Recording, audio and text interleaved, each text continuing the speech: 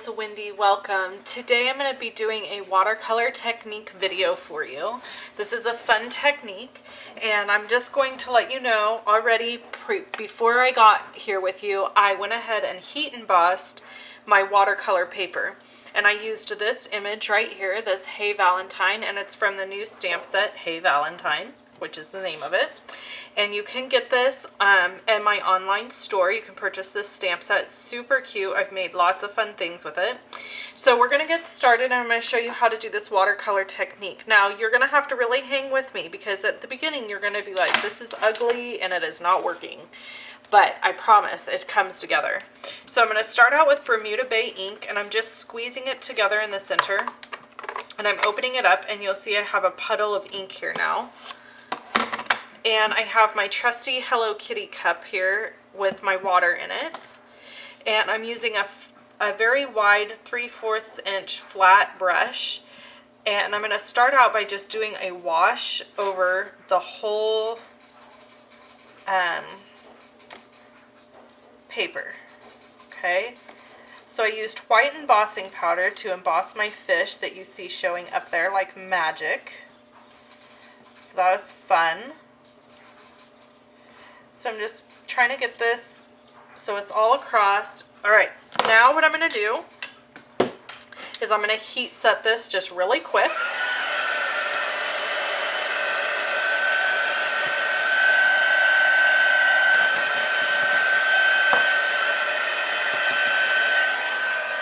All right, and now I'm going to go back in with my brush here. I didn't pick up more water, if you notice. I just picked up more ink in my palette, and I need more ink, so I'm just going to close this back, squeeze it together again to get a lot of ink back out on there. Now I'll need to add a little bit of water.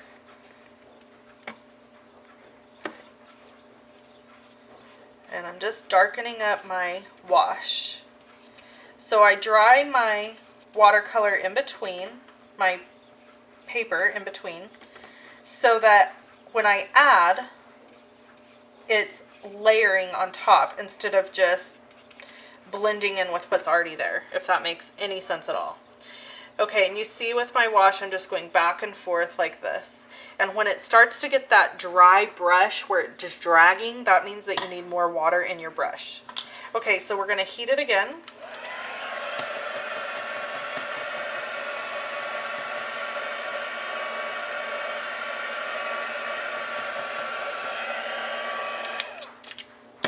Okay, now I'm going to go and I'm going to do a technique that's really fun. This is using alcohol, rubbing alcohol. So I just have a little bit of rubbing alcohol, and I have a straw. So I'm going to take and dip my straw into the rubbing alcohol, and I'm just going to make dots very randomly on what I've already washed. Okay, so now get that out of the way. I'm going to take my wash brush again, my wide brush, and I'm going to go back over the top of where I've just basically lifted color. I'm going to add some back. Okay, so now we have these like bubble looking things. Okay, so let's dry again.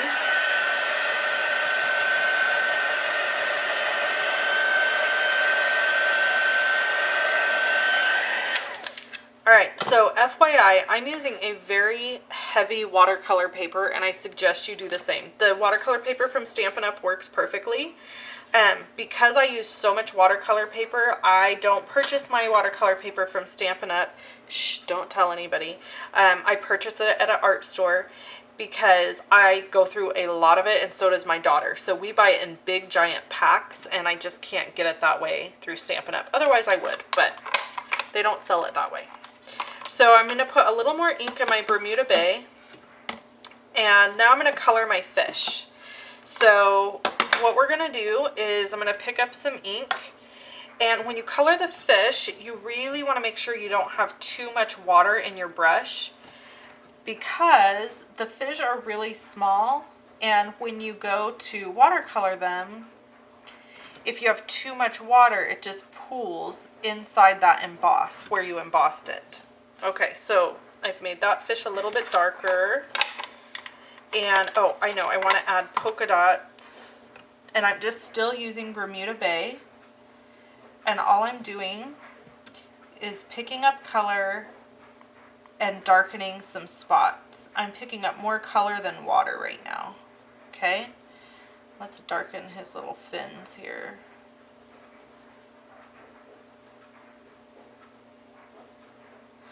Then I need a little water. We're just going to go ahead and darken this whole fish in just a little bit. Makes him stand out a little more. Okay. And then I have Melon Mambo. And I really had to play with the colors of these fish because I do have a background color here and it will blend a little. So you got to be careful so that you don't end up with brown fish.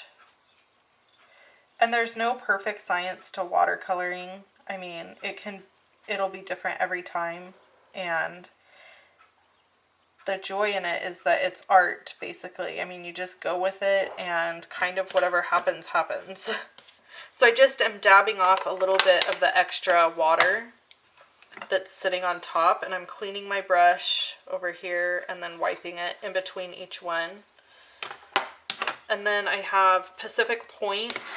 That was Melon Mambo that I just used. So I have Pacific Point, and I'm just going to pick up a little bit of water.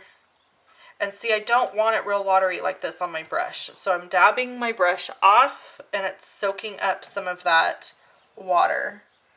And then I can go in. Okay, and so I can tell right away there's too much water and not enough ink. So I'm going to go pick up ink, and now color this guy in.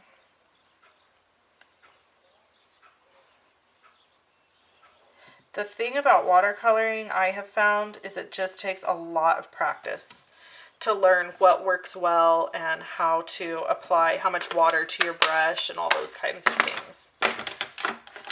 Okay, and so then this guy here in the front, originally I made him a different color and it was ugly. I didn't like it. So now I'm going to try purple. Haven't tried purple yet, but we're going to try purple. Oh yeah, he looks pretty in purple. So you gotta watch your color palettes so that because see, this ink is starting to mix and I've got too much water on there. So I'm gonna dab it off and I'm gonna go in and pick up a little bit more ink. And now I'll darken his stripes.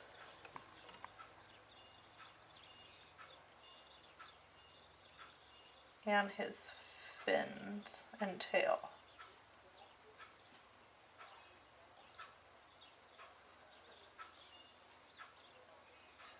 You really have to know, like, what colors, if they mix together, if they're going to turn brown. Because you don't want brown. Well, I don't want brown fish, anyway. Not yet. Not for this card. Okay. And then I have Real Red. And I'm just going to pick up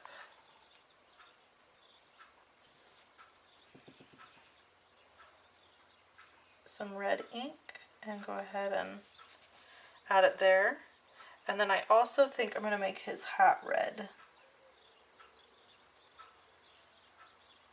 And then I'm going to dab it off so it comes off of the embossing.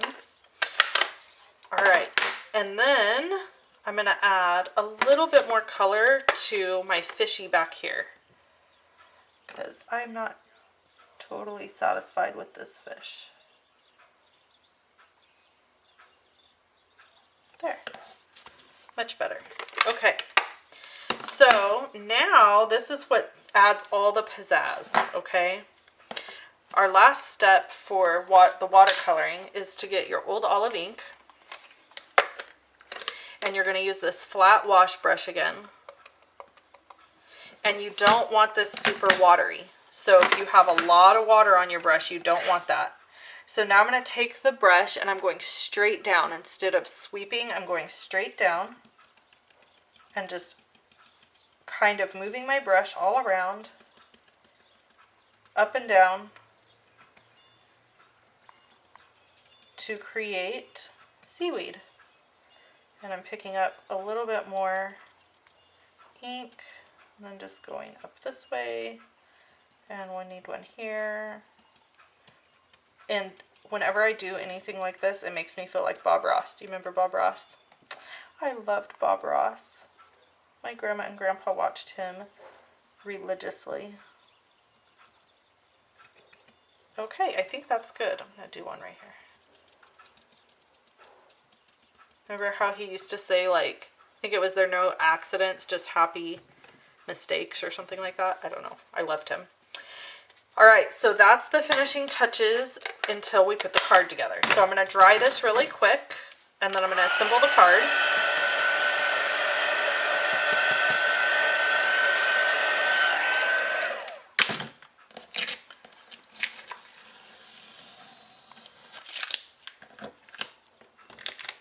I love doing watercolor stuff. It's a new love of mine. I just think it's always so pretty and cool, and it always comes out just a little bit different, so not everything is always exactly the same, and that is super cool to me. Okay. So now, last step will be first we're going to adhere, I want to make sure this is dry, we're going to adhere this guy down. So I use, when it comes out, hello, what's happening here? Having a malfunction. Okay, so we'll just use Fast Fuse then. Fast Fuse is probably better for this. What I was about to say is you need a lot of adhesive when you use watercolor. Okay, I'm having all kinds of issues. Because, reason being, what is happening? My stuff is all malfunctioning on me. Okay, you didn't see this. Yes, I use an ATG gun. So what I'm doing is adding a bunch of adhesive, way more than I normally would, because see how this is kind of bumpy? It's because I've heated it so many times and watercolored it, and it just is almost impossible to keep the paper completely flat. So, okay, now I liked it, but I wasn't finished because I just felt like it needed a little something else. So I added some beautiful sequins. So we're going to add a few sequins to this card.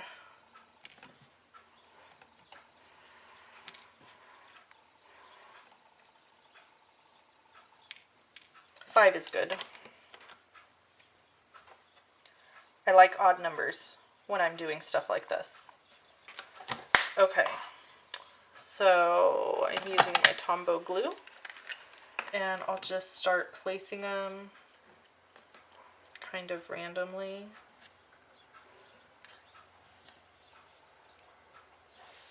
Throughout the card. And this gives the card, in my opinion, just enough perfect sparkle. Adds a little something to it without overkill.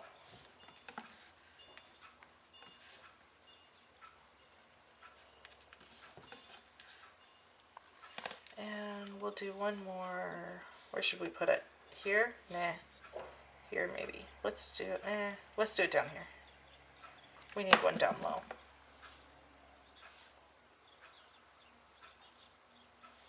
Okay. So that's it. That's my card. I'll show you the original. This was the first one. See, I don't like that orange fish. He doesn't go as far as I'm concerned. So this is my card, and I hope you enjoyed this watercolor technique, and have a nice day. Thanks for watching. Make sure to subscribe to my YouTube channel and subscribe on my website at free exclusive tutorials so that you can get free exclusive tutorials from me. Thanks everybody. Bye-bye.